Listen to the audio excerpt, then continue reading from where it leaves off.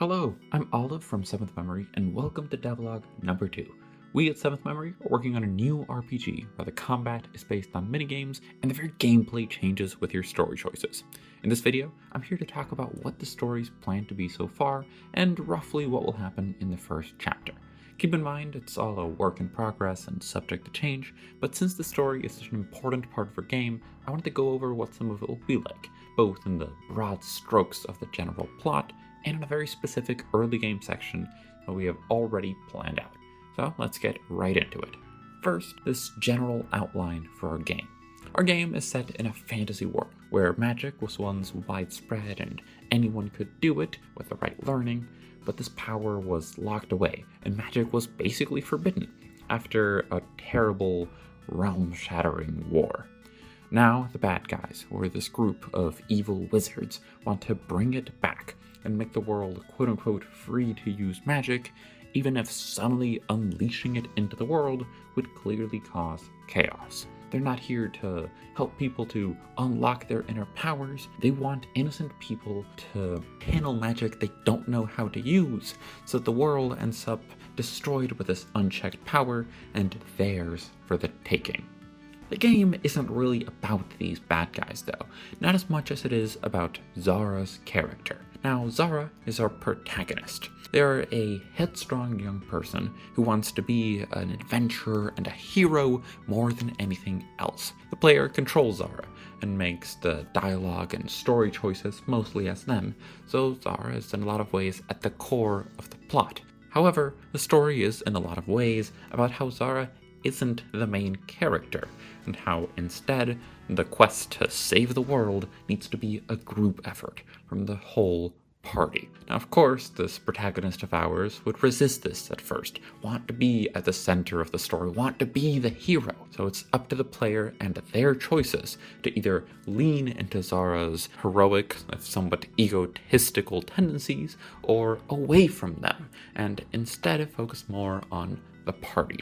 One of the main ways in which all of this is communicated is by the way in which our story magic merges with our gameplay magic. Pretty early on, we introduced the character of Jay, who can best be described as a little brother kind of character. Jay is the character who first introduces our rhythm game. One of the big things about Jay is that as a bard-like character, he has magic.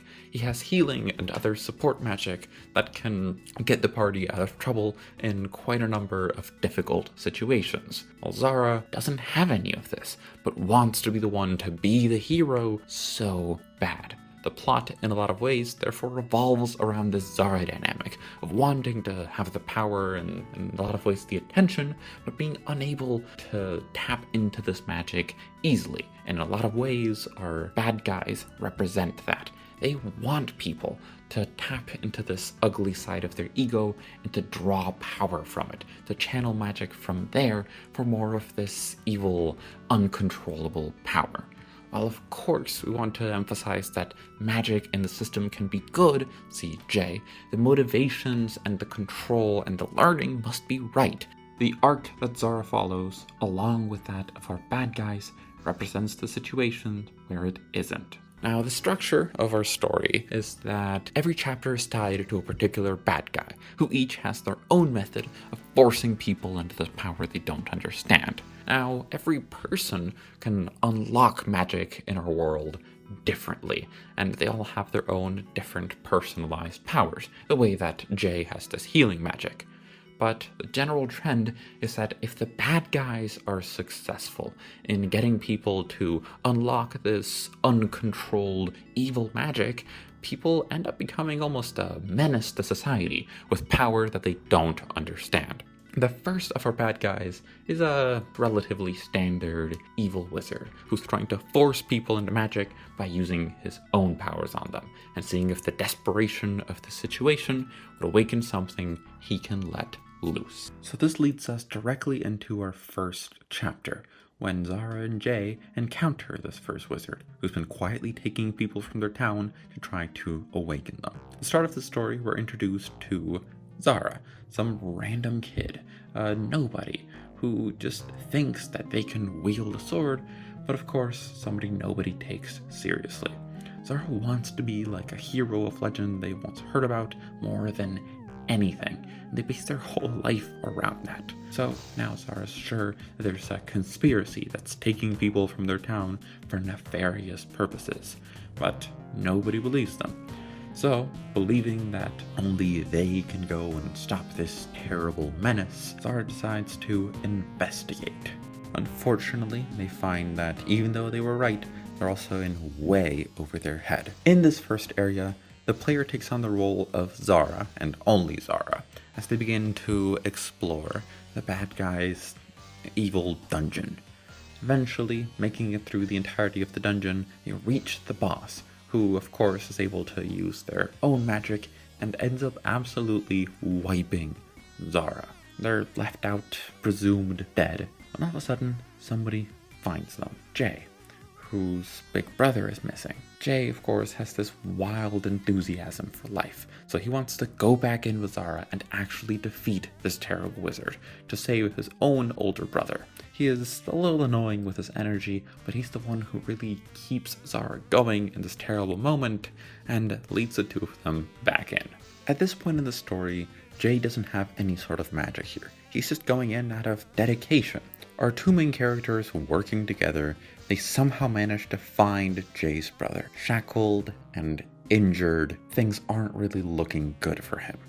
And it's at this point that the big bad from before manages to find them again. The game cuts to this big boss fight, and this time they actually manage to make pretty good progress. Unlike before, when it was just a 1v1 of an inexperienced kid versus a terrible evil wizard, things are just a little bit more evenly matched. However, things still manage to get pretty rough, and although our small party might manage to, do a little better, I guess, they still lose in the end. As things are going terribly wrong, Jay's brother wakes up, sees what's going on, and in the heat of the fight with our evil bad guy's magic running through him, he awakens to his own magic. But of course, he's hurt, he's desperate, he has no control. He awakens to it out of rage, isn't able to channel it properly, and completely loses it. Now, our big bad realizes that he's gotten what he wanted. He managed to awaken this terrible magic in someone else, and this place isn't really his problem anymore. He decides to leave, explaining to the party a little bit of what just happened in a big evil monologue, and disappears, letting loose Jay's brother upon the party, and by extension upon the town. He lets him do the fighting. With his brother turned into some monster with no control, Jay realizes he can't lose this fight. He has to save Zara, maybe save his brother if in any way it's possible to. So at this point, Jay unlocks his own magic. The difference here is that Jay isn't trying to destroy some evil bad guy who hurt him. He's trying to save his new friend and possibly his brother. With this power of friendship behind him, Jay awakens to healing magic, which brings himself and Zara back to full health and ready to take on this fight. The two of them manage to actually bring down Jay's brother, but unfortunately can't find a way to save him. The battle ends with Jay losing his brother, and the two of them can go home. So that's a first chapter. Things, of course, continue to escalate from there. They decide to explore the world, find more of these bad guys, and find what exactly is going on with this magic. Zara will continue to want to be the hero, and Jay doesn't want what happened to him and his brother to happen to anyone else. So, in terms of game development, next we're planning on implementing this first chapter, and planning the rest of the game as we go along. I've been working on some dialogue for some of these early scenes, so make sure to come back next week to see how our game develops. Also, make sure to check out our last few videos to see both our game overview in video form and look at some stuff Max has been working on. And of course, I want to plug our Substack. We put together the first of our monthly summaries going over all the progress we've made on our game so far. Make sure to check it out, link in the description. Okay, I think that's everything. Thanks so much for the support, and we'll see you next time.